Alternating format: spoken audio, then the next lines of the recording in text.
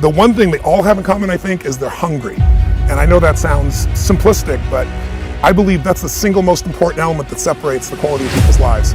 It's not just the ability to have hunger, but to sustain it. Hunger means that you want more. You want more of yourself. You want to make a bigger difference. You want to be a better parent. You want to do something more than there is today, and that you don't get satisfied. Most people start out with hunger at an early stage of life and they lose it. But the people that come to me are hungry either because something's happened, they've had a birthday with a 0 on it, they've gone through a divorce, they're starting a business and they know I've got to have a different level, or they're the best in the world and they're always looking for that edge that makes the difference. I think everybody is born with hunger. Like, there's the desire to grow, to expand, to learn, and then disappointment sets in early in life for most people. And then we look to blame something outside of ourselves. And there are many events in our lives that can affect us all. We've all had pain and challenges. But I think if you can find within yourself the part of you that wants to constantly give something more than yourself, if you can find a mission larger than yourself, then you're more pulled to do something than trying to push yourself. And pull has much more power than push. I always say motive does matter. That if your motive is to serve something greater, there is an energy that comes up inside of you. So I feed 2 million people a year because somebody fed my family when I was 11 years old, and now this year we're feeding 4 million. I want to do more in that area. And every business I'm in, that drive just doesn't go away. The capacity to strengthen and increase your hunger is the one common denominator amongst the most successful people.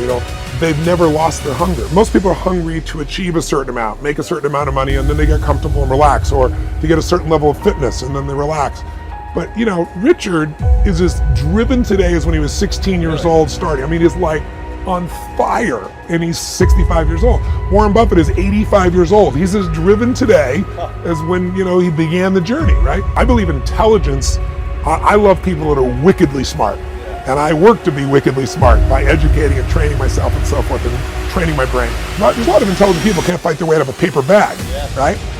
Hunger is the ultimate driver, because if you're hungry, you can get the strategy, you can get the answer. If you can't model it, you can find it. So hunger, modeling would be maybe the next best skill. Knowing that success leaves clues. The best way is get around where it's better and things will hit you. Who you spend time with is who you become.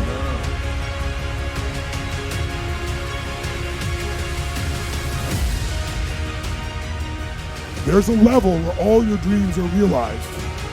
There's a level that you've always dreamed about. It is real. It has not gone away.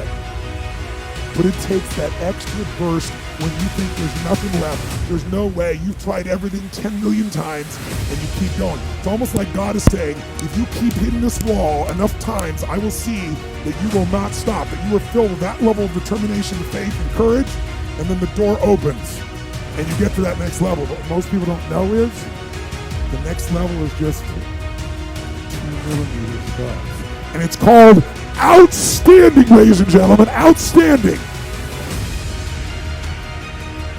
The number one thing that's going to change your life, the only thing that will change your life, change your business, change your money, change your relationship, is you must raise your standard. Now, I know that sounds boring, stupid, basic, but it's the truth. The only thing that changes our life long term is when we raise our standards. What does that mean? That sounds so boring and dumb. It means that all of us in life have things we want. We don't get what we want. We get what we have to have. Remember I said earlier, we all get what we tolerate in ourselves and other people. But when you're no longer willing to tolerate something, that's when your life changes. The difference in people is their standards, period. The difference in people is their standards, period. And what do I mean by standards? Everyone in the world has a list of things they think they should do. I should lose weight. I should work out. I should spend more time with my kids. I should work harder. I should make more calls. I should. And then you know what? People don't do their shoulds and they get mad at themselves and they what I call shit all over themselves. They beat themselves up about it. What changes people is when your should becomes a must. When suddenly the thing you said should happen has to happen. That's when human beings change.